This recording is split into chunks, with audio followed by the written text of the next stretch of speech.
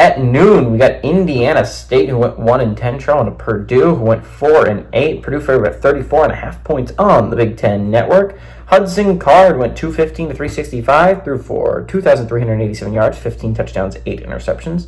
Devin Mockabee on the ground had 172 carries for 807 yards and 6 touchdowns. And Deion Burks had 47 catches for 629 yards and 7 touchdowns.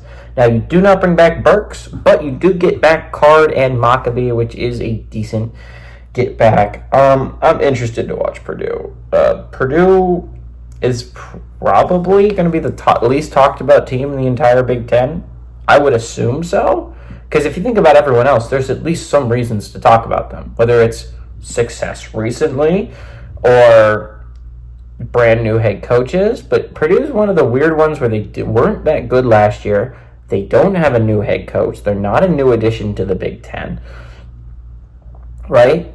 And so it's like a lot of teams are just going to forget. It's going to slide into the background, right? Like, because if you're thinking about teams you're going to talk about, most teams you're going to talk about made a bowl game or had a coaching change. At least that's like the statistical, right? Now, obviously, I talked about Illinois. I think Illinois has a chance to be a decent football team, but it was only 2 years ago that Brett Bielema had that team playing really, really well.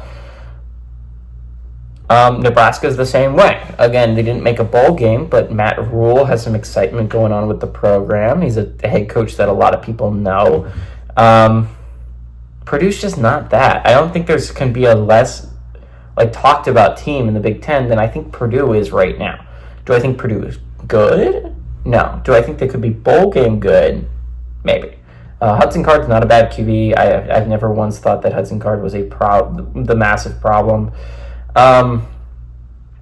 They could go 4-8 though last year for a reason, right? And maybe a lot of that was they lost some games early on that they needed to win with the schedule down the stretch. They needed to win those games early on.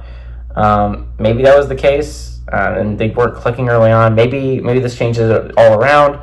I do think Purdue is good enough to win their Week 1 game. Last year, they had a nightmare out of conference. Why would you schedule Syracuse, I think Virginia Tech, and... Oh, not Syracuse. Yeah, they did. They scheduled Syracuse, Virginia Tech, and Fresno State. Fresno State was the easy one there.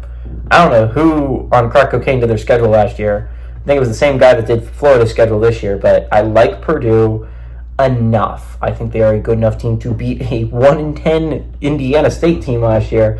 I would be shocked if they even keep this close against the Sycamores. Give me the Boilermakers to win and cover at home.